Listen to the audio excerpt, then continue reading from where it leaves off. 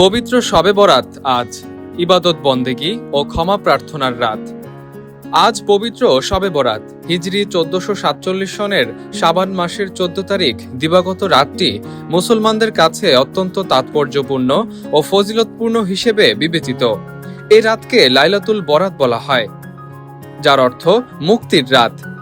ধর্মীয় বিশ্বাস অনুযায়ী এ রাতে মহান আল্লাহ তাআলা তার বান্দাদের গুনাহ মাফ করেন, রিজিক ও ভাগ্য নির্ধারণ করেন এবং আগামী 1 বছরের হায়াত মৌত সহ গুরুত্বপূর্ণ বিষয় লিপিবদ্ধ করা হয়।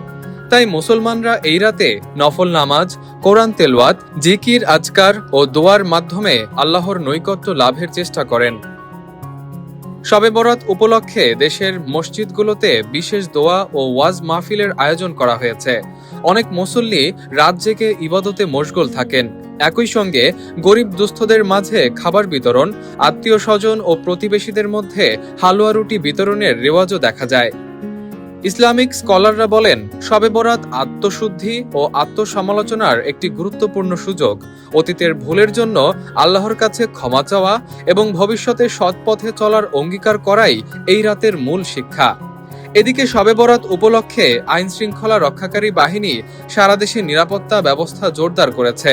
কোথাও যেন আতশবাজি বা অনাকাঙ্ক্ষিত কর্মকাণ্ড না হয় সে বিষয়ে প্রশাসনের পক্ষ থেকে সতর্ক থাকার আহ্বান জানানো হয়েছে। ধর্মপ্রাণ মুসলমানরা আশা প্রকাশ করেছেন, পবিত্র এই রাতে দেশ, জাতি ও বিশ্ব মানবতার কল্যাণে আল্লাহ তাআলা বিশেষ রহমত বর্ষণ করবেন।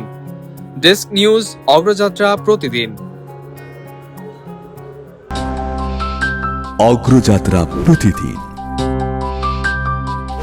নির্ভীক প্রত্যয়ে উজ্জীবিত।